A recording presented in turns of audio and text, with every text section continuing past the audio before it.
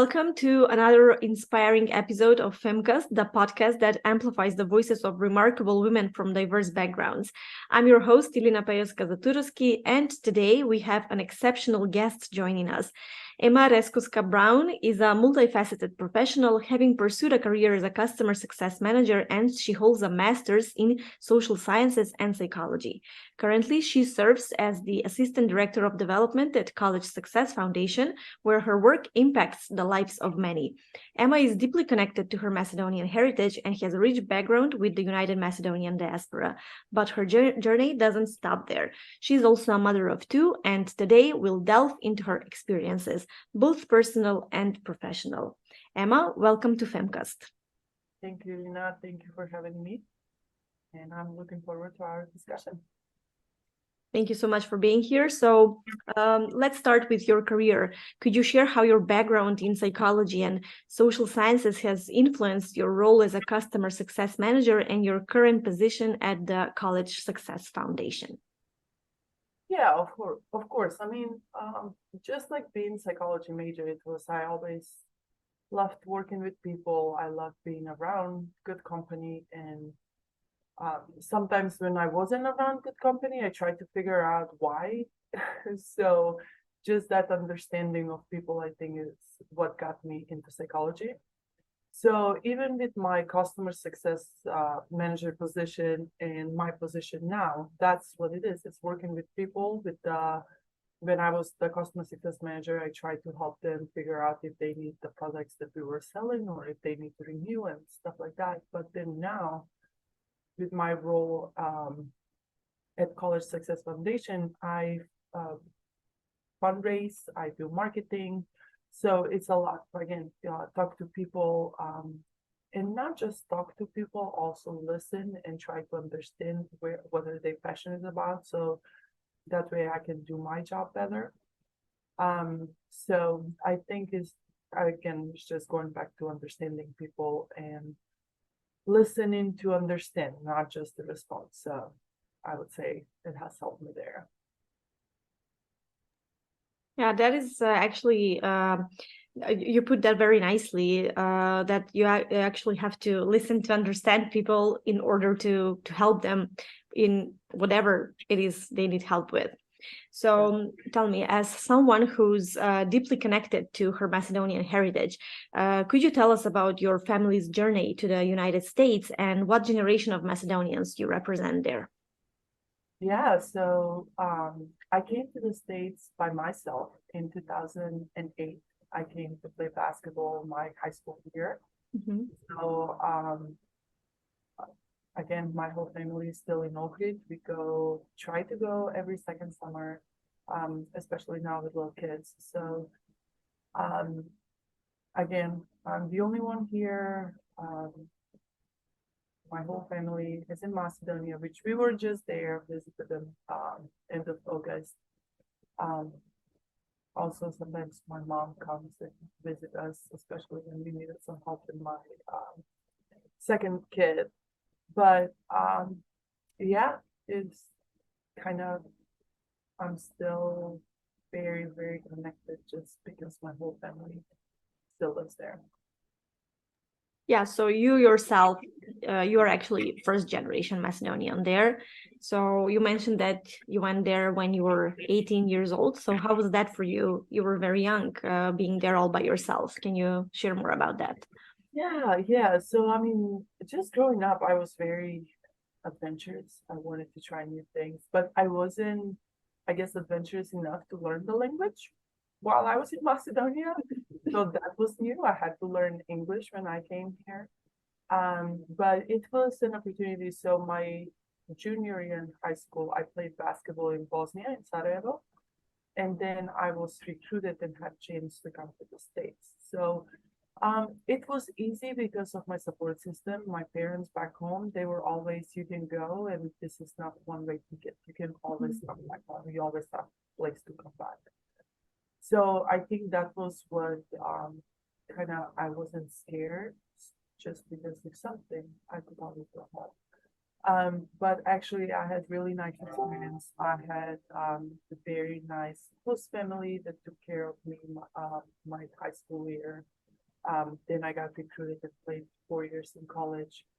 Um, and just having basketball, which was my whole life, just having that part and knew that I always belong somewhere, I think made it a little bit easier.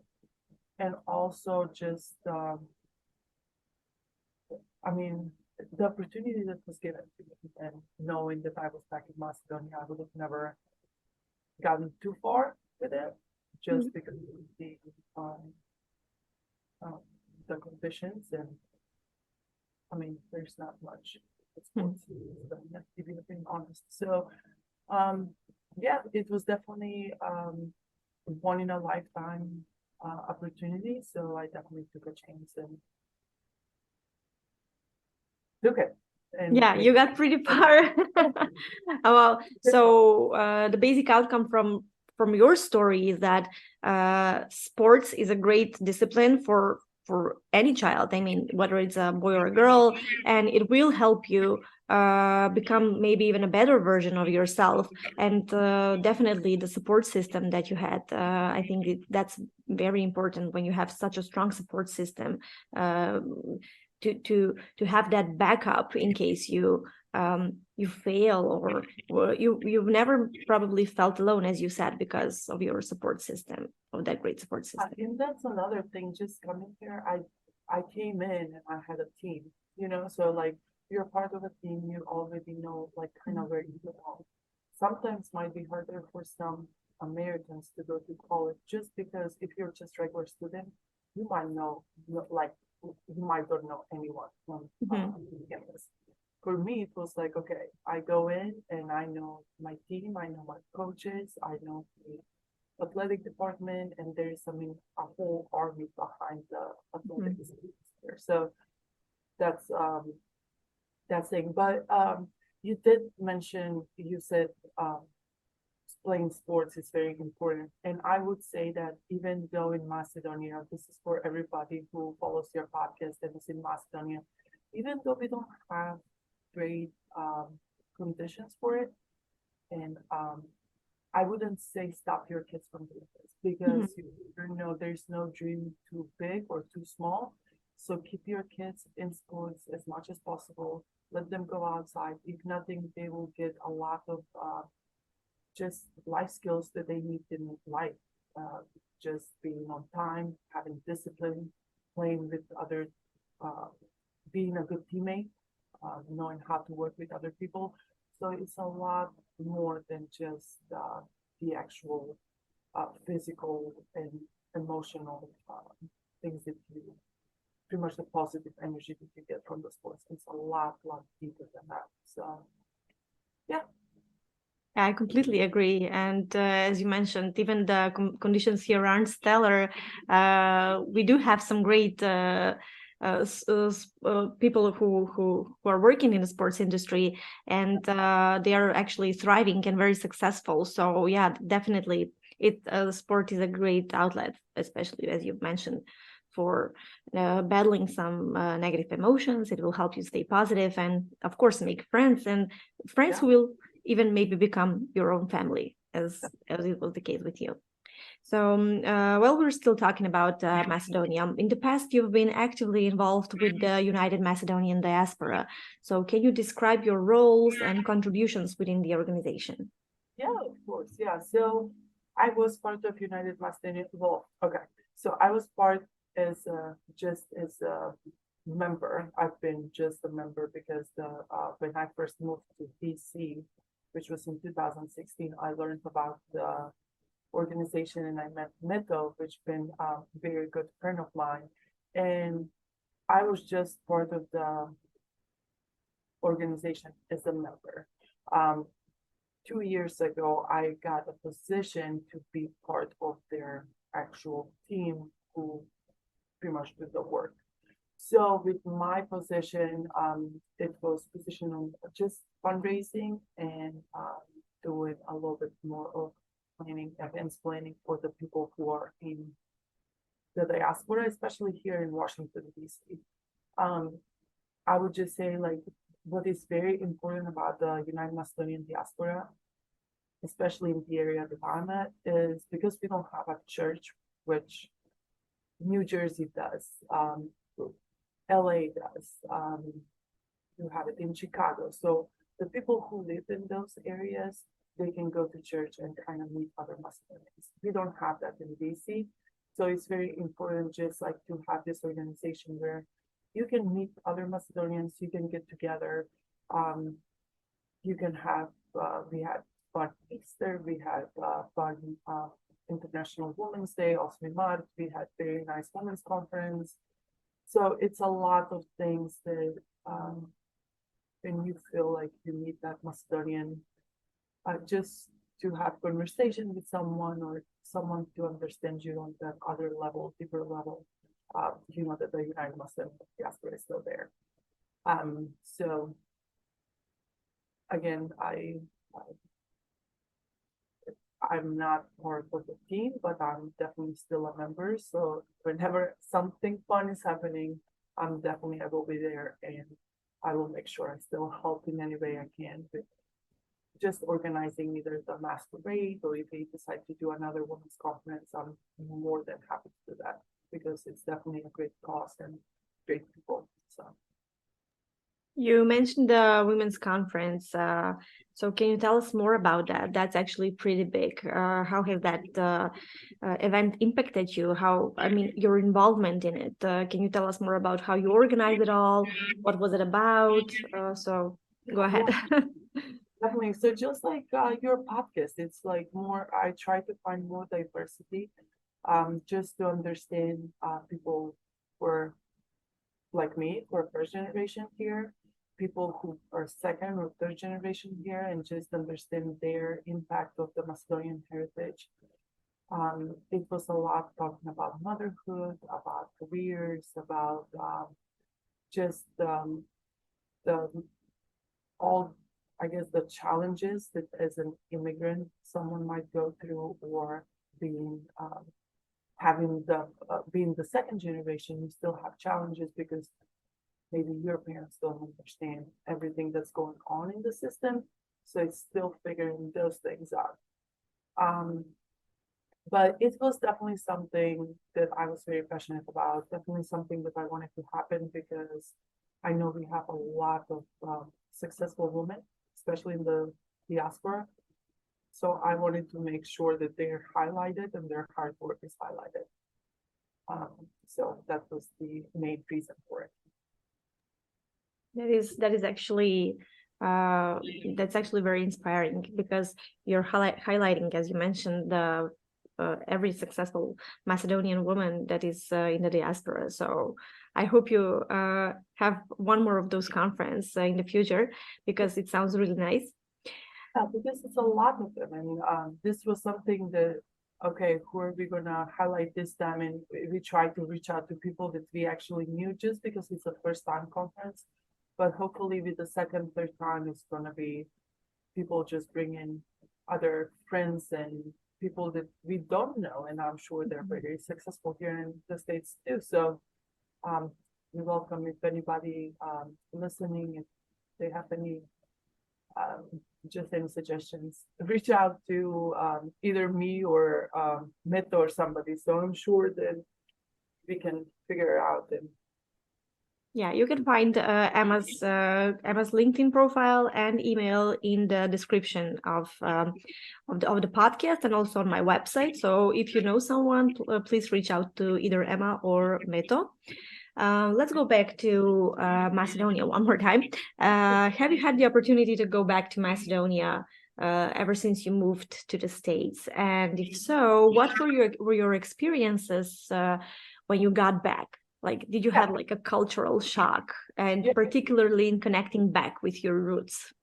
Yeah, definitely. So as I mentioned, when I was in school, I tried to go home every summer.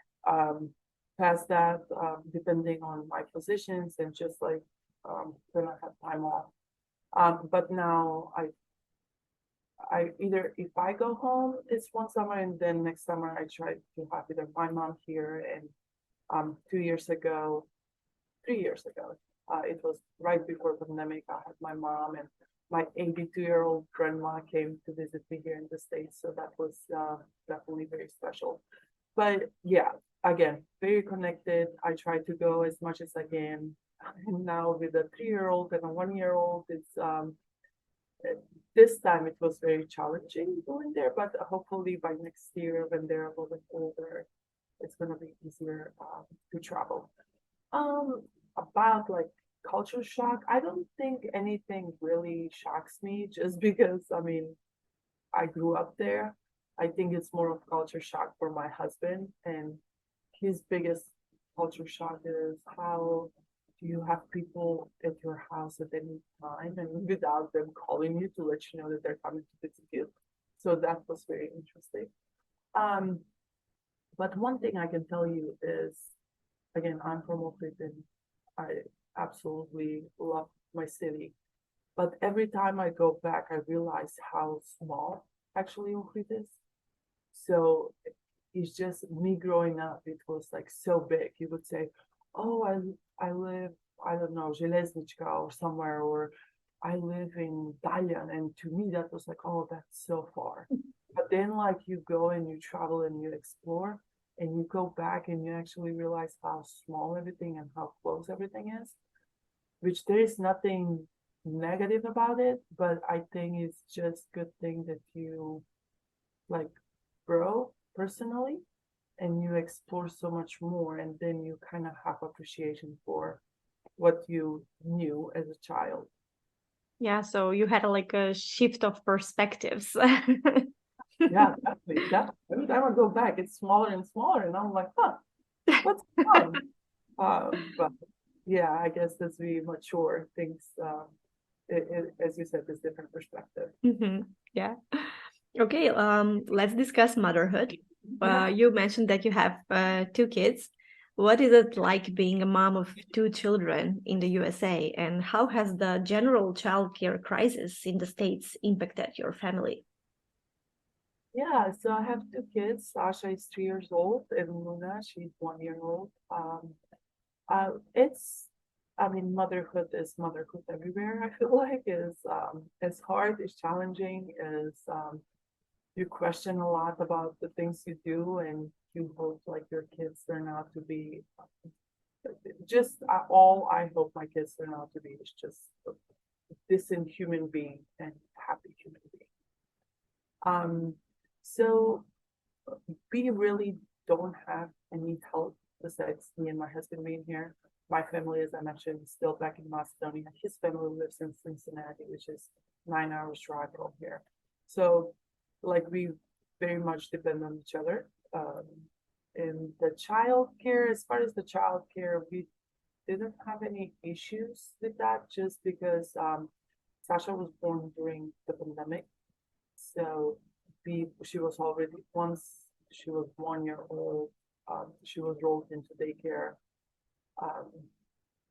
And pretty much with that, automatically we got the spot for Luna or her sisters. So I know it's a big issue and it's unfortunate, but definitely the childcare, what pretty much what mostly influences us is the prices change. It's just they can go like, I mean, it's very expensive.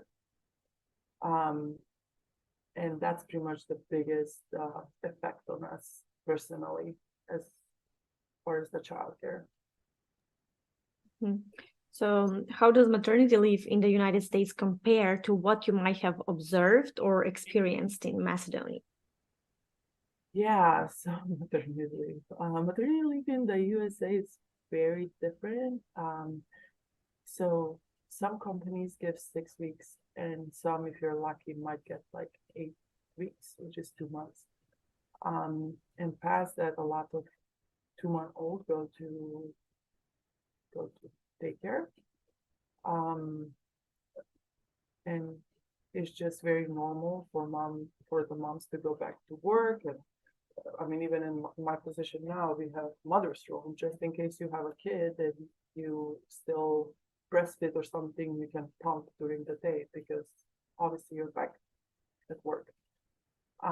So it's very, very, very sad. And with my second kid, I had C-section, and I knew after 2 weeks I'm not capable of doing anything personally, not to go back to work after 4 weeks. So luckily we had a lot of help from my mom. She came and stayed with us for five months during the winter, so we didn't have to send my 2-month-old to daycare. So that pushed us back to when she was 7 months and she started daycare then. So Yeah. So I know that currently there is like a movement in the United States for to allow women to have a longer maternity leave. I mean, compared to European countries, Macedonia is an underdeveloped country, literally, and we have 9 months of maternity leave, even more if you want to extend it. I mean, if your company allows you. So I'm always, I mean, not just me, everyone who lives in Europe is so, it's petrified of the situation in the United States regarding maternity leave, because motherhood woes are the same everywhere. And I actually had a scheduled C-section for my son. And afterwards, it was extremely difficult for me because I didn't expect to be, I wasn't able to do anything. I just didn't expect that outcome. yeah, no, seriously, like in the beginning, I had a friend who also had C-section, and I messaged her and I'm like, am I ever gonna be a full person again? How do I end up like it was the pain that you go through is ridiculous. But then on top of it, you gotta go back to work after 4 weeks. It's definitely crazy. But I think with the States, it's a lot of things as far as just health insurance and all of that that pretty much they need, like the whole health, um, I guess not department, but like the whole health issue. They have a lot of different aspects that they need to work on before they work on the maternity leave. Because Yeah. if it's not paid, um, it's hard. Like because sometimes the state pays, sometimes the company pays, and it's very it's not set.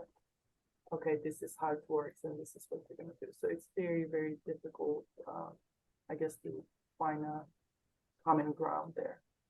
Yeah, and that's what's surprising to me, because here, maternity leave is actually paid for by the country. So if a woman, if worker has great benefits at the company she works at, she actually gets her full salary by the state, because the company has all of these benefits covered for her, like health, dental, security, and stuff like that. So pensions, and now the country is required to pay her full salary when she's on maternity leave, and it's doing that for full 9 months in almost all of the cases. So given your extensive experience, both in your career and as a mother, what advice would you give to women striving to balance their professional and family lives? Yeah, so one thing I would say, just take time for yourself. Sometimes it's okay to just leave the kids and get out of the house and just be you, do something that you love, you enjoy. For me, honestly, it's just getting a cup of coffee from McDonald's and just driving around, and maybe go to some stores and just look around and just kind of getting back to who I was before I had kids. So then I go home and I'm refreshed and I have the energy to actually be the fun mom again, I guess.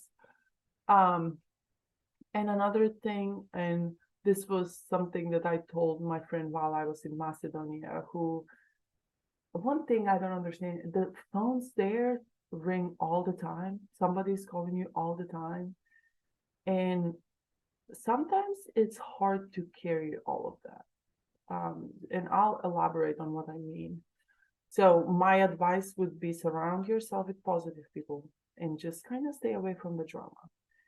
Don't take on too much. And this is why I say that is because if my friend calls me with her stuff that are going on, and another friend calls me with her stuff that are going on, and I have things going on at work, I have things going on at home, I have things going on as a mom, as a daughter, as a wife. That's a lot to handle. So sometimes it's okay to be on mute and be like, sorry, I just didn't have time to answer and get to it, but I will get back to you. And once you have that time for yourself and you get back to like your normal state and you have some time, then give them a call back. But I just don't understand like talking to somebody every day. I have close friends, and sometimes I can talk to them for like 2 or 3 weeks, and then we're like checking on everybody. Is everybody okay? How are the kids doing? Or if they don't have kids, what's going on? What's new? But it's okay to just like do your own thing sometimes. Yeah. So the little things in taking care of yourself, setting boundaries, and that's adult life, and that's adult friends. Yeah, yeah, I definitely. completely agree. Yeah, it's okay. If somebody gets mad and they don't appreciate that, then hey, I mean, this is what I can offer, and Mhm. I'm with you, and when we are spending time, I want to be my 100%. So I would rather give you my 100% than give you 10%, and then you still get mad because you didn't get what you needed from me. Yeah. So that's how I see things. Yeah, and that's the mature thing to do. And as soon as people realize that, it's gonna be better for them as well, especially if they're parents, or if even if they're not parents. But I'm saying if they're parents, because usually parents and mostly mothers have the hardest time in making time for themselves, taking care of themselves, and setting boundaries, which is probably the most important thing we can do for ourselves in setting boundaries in our personal and work lives, especially.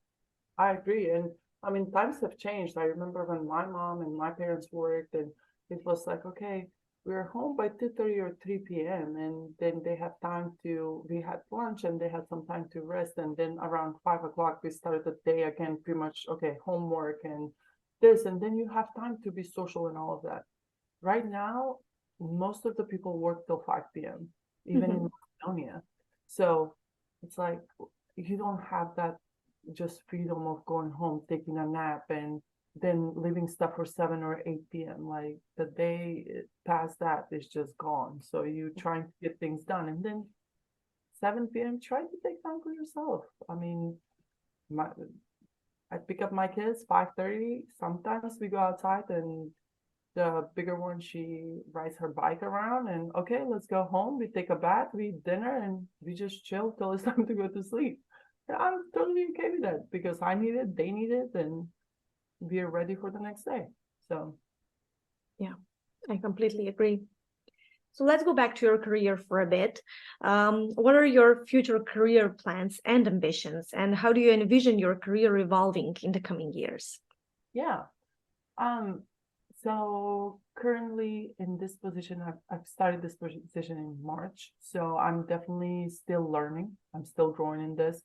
I love the development part of it. I love the marketing part of it. So as I said, just growing in this position as of right now. I don't have any, I think I don't have that, I don't know the insights and outs of this position to the extent where I can like dream bigger.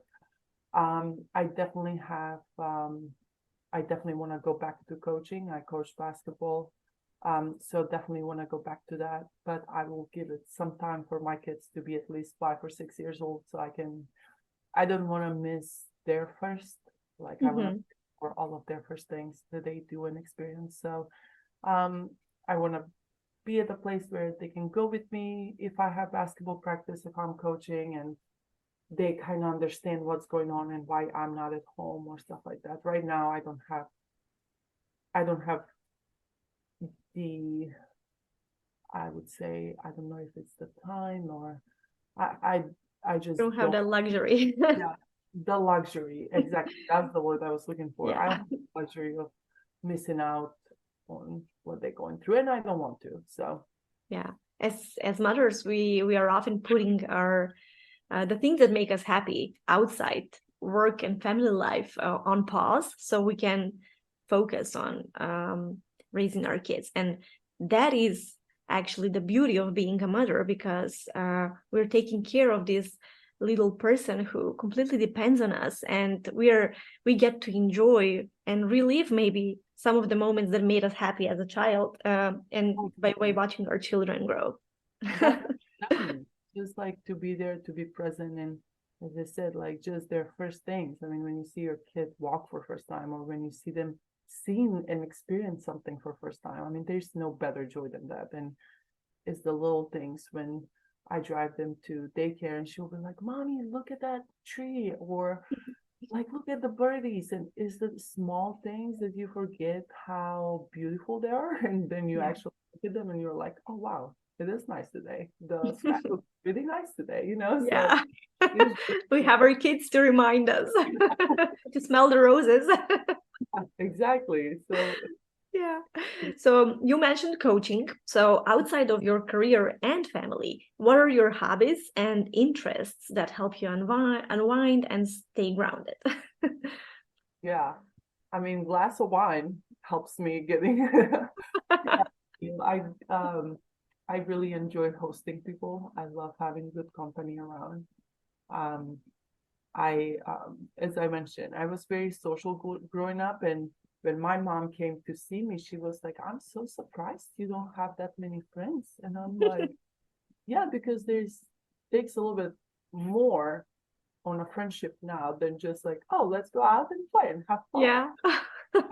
It's like the conversation we're having, and is this healthy for me? Do I want to sit down? Are you making me happy? Like, do I want to enjoy people? So again, I love hosting people who and I've turned my husband into loving to host people too. So just having a good conversation, good food, have a drink. um I love that. Also basketball, always. um that's one thing that it's my passion. And then just sometimes doing nothing, sometimes remodeling the house. I don't know. Yeah. It's just depends time of the day of the week. But there is definitely always small things that make me happy. It doesn't take too much. Sometimes I'll buy some kitchen towels and I'm the most excited person. So, Yeah, that helps us relax. yeah, it's just Okay, so as we conclude, what message or words of encouragement would you like to share with our listeners, especially those navigating similar paths of career, motherhood, and heritage? yeah. So first of all, if you're not married, make sure you don't settle. Find someone that really, really knows you inside and out and knows what makes you happy and it's your support system. Um, that's one thing if you're not married. If you're married, hopefully you have found that person and you found a partnership that will help you grow career-wise, professionally, helps you around the house with the kids and actually takes on that father role. And as far as heritage, is just stay true to yourself. Don't let nothing change you. Take whatever you like from the culture as much as you want. And but also don't put limit on how much you can grow and understand other cultures. And if something is fun that other cultures do and you think would be great for your family, then do it. Why not? It's always good to experience. It's always good to have that what I call them, let's make this tradition in my family. So it's just small things. Take time to just be happy, breathe, and dance and laugh, and just do all those small things that sometimes people forget to do. So that's kind of my advice. Yeah, very nicely said. I agree. We should respect our own traditions that we had from before, but we also should create new traditions with our new family, especially as young people starting a family. The little ones, yes. Yeah.